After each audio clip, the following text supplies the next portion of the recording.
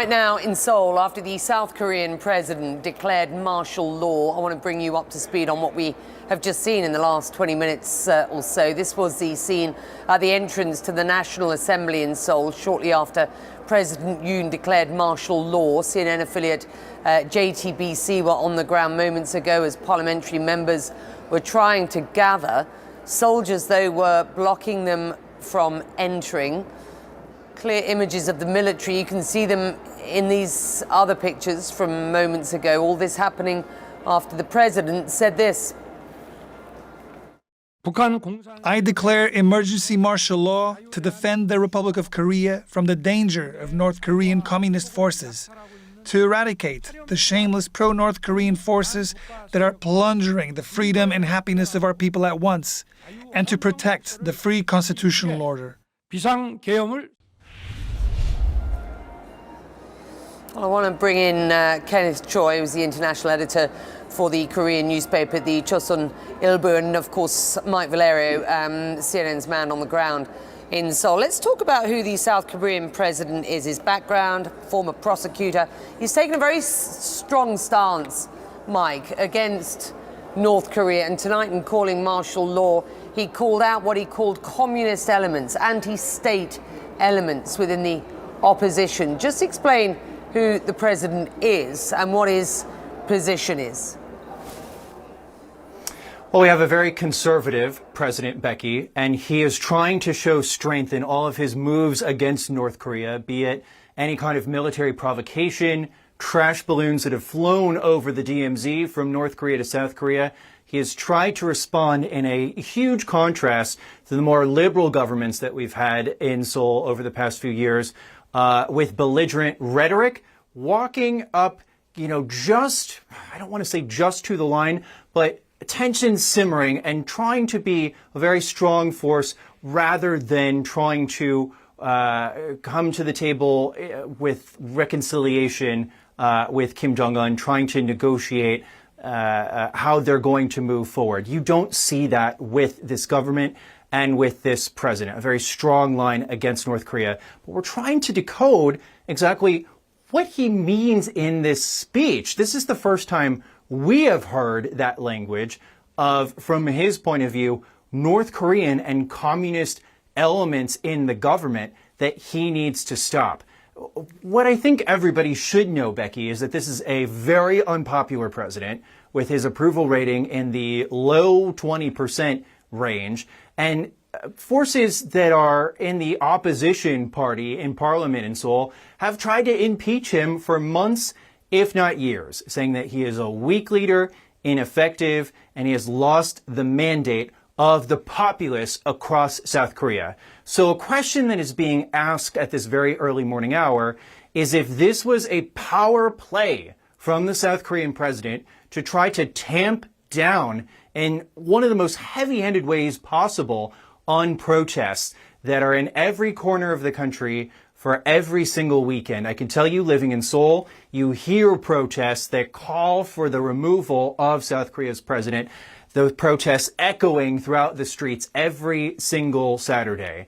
But one has to think, what would be the end game here? What could this possibly lead to? This is befuddling, to say the least. So many of us who are wondering, what is the exit strategy of Yoon Suk Yeol, going back to a time when South Korea was ruled by a military dictatorship in the 1980s. What we're watching, I should point out, with these pictures, these are protesters who are trying to get into the National Assembly.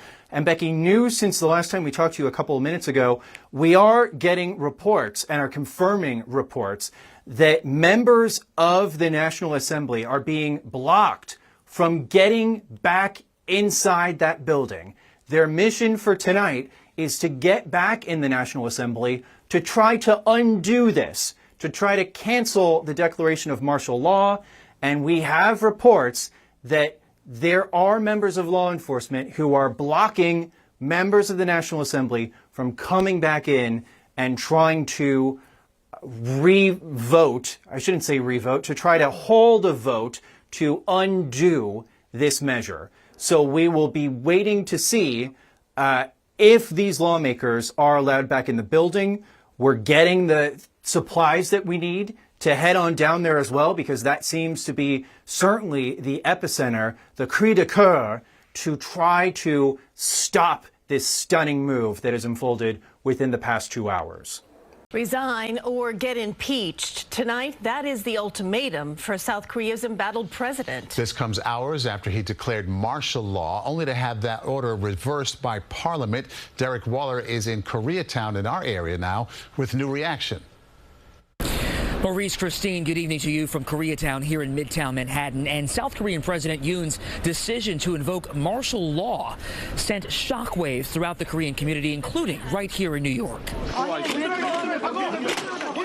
Disturbing video showing South Korean soldiers invading their own country's parliament through broken windows after the nation's embattled conservative President Yoon Suk Yeol declared martial law.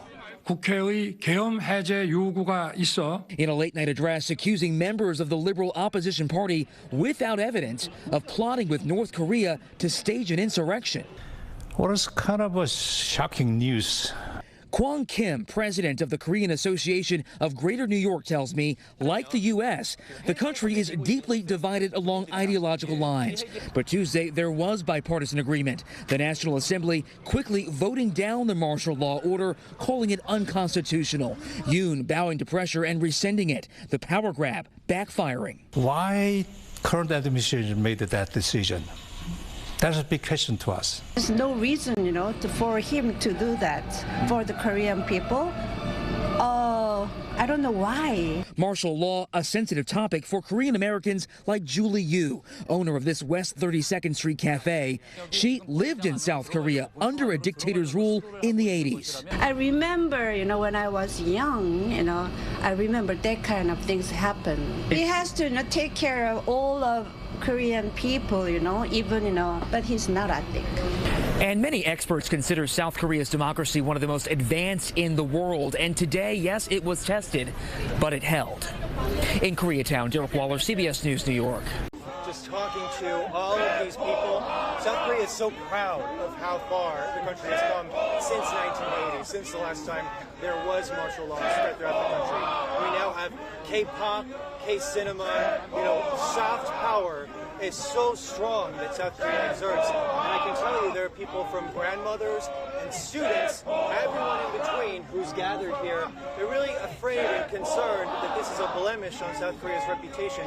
The world now knows that things are incredibly unstable here. And there are allies of President Yoon Suk Yeol who are concerned, and people in the opposing party who are concerned that North Korea perhaps would see this moment as a moment of weakness and do something that, we don't even want to go into that realm of possibility. So there is serious concern about what this has done to the reputation of South Korea and the ripple effects that this means going forward. It's very calm here right now on the front steps outside South Korea's National Assembly, and that's all the more striking when you consider how dramatic the events were here overnight. In the immediate hours after President Yoon Suk Yeol made his late-night announcement on Tuesday imposing emergency martial law, lawmakers flocked to this building, and at times they confronted several hundred military troops who tried to block them, and despite those confrontations managed to conduct a vote. 190 lawmakers voted to overturn the martial law decree, and among them were at least 18 members of President Yoon's own People Power Party, which has largely condemned the emergency martial law decree in the hours since. And in fact, by 4:30 in the morning on Wednesday, President Yoon had overturned his own decree. So now you have people that have gathered here. Many of them are holding signs that say "Resign Yoon," gathering for a rally here. Many of them very angry at what their president tried and now apparently failed to do. His own party has called for the resignation of the defense minister. The president's chief of staff has resigned. And inside, opposition lawmakers have tabled a resolution calling for the impeachment of the president. It has plunged this country into political uncertainty. But amid that, what is also striking is how little this seems to have impacted ordinary life in Korea. The airport was functioning normally this morning, and in Seoul, businesses were open, people were bustling around in the streets, certainly talking about what has taken place, which was definitely a short-lived challenge to decades of democracy in this country. Ivan Watson, CNN, Seoul.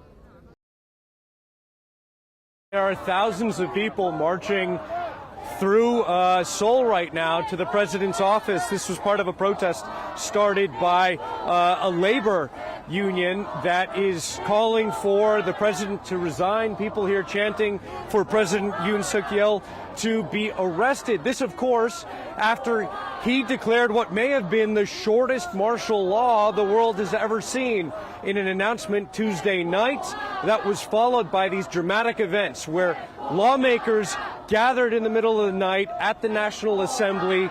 There were soldiers that tried to stop them. They failed. And ultimately, about 190 lawmakers voted to overrule martial law, among them 18 members of the president's own party, which has also come out condemning what he did.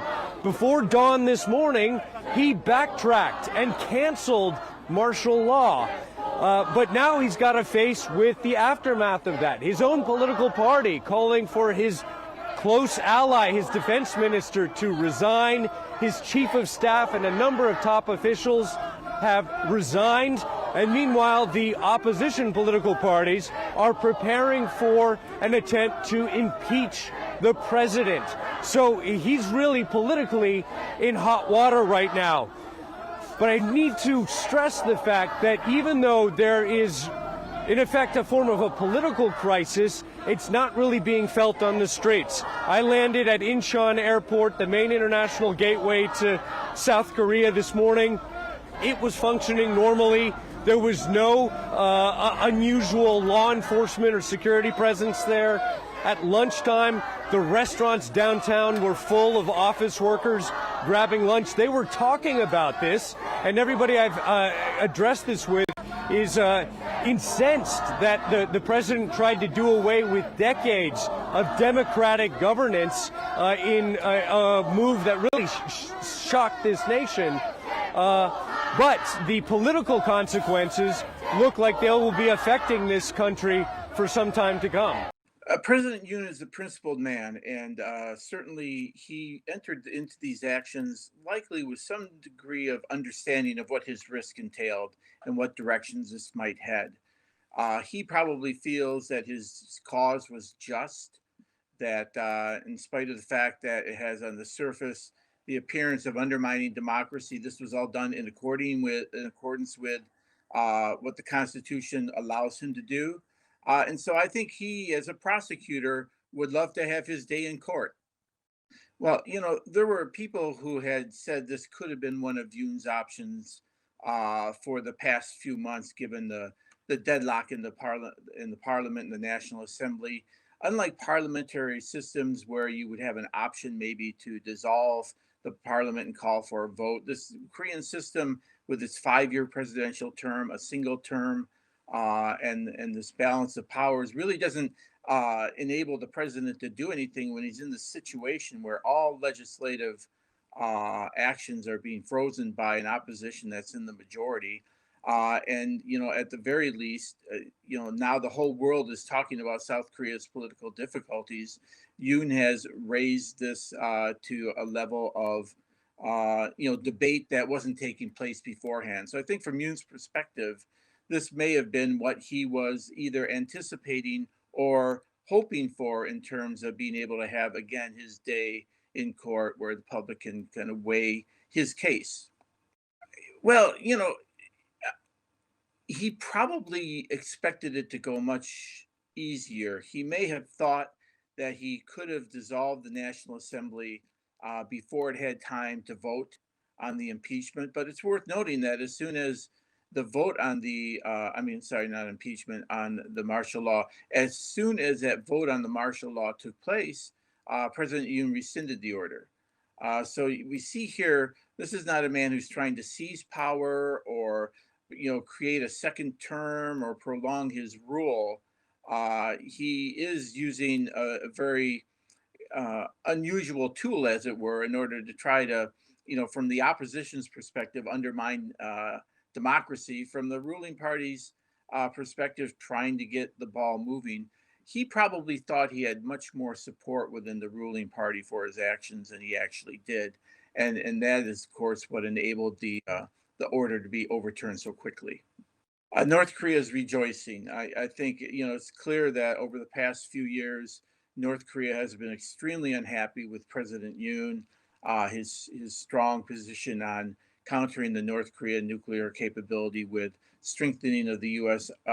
South Korea alliance, strengthening our nuclear deterrent, having a larger say for South Korea in nuclear planning. In many ways, President Yoon has been just a thorn in the side of Kim Jong Un, and so I expect in the coming days we'll see rhetoric playing up the failure of President Yoon, the lack of public support, the fact that North Korea was right all along. This is not a guy worth dealing with.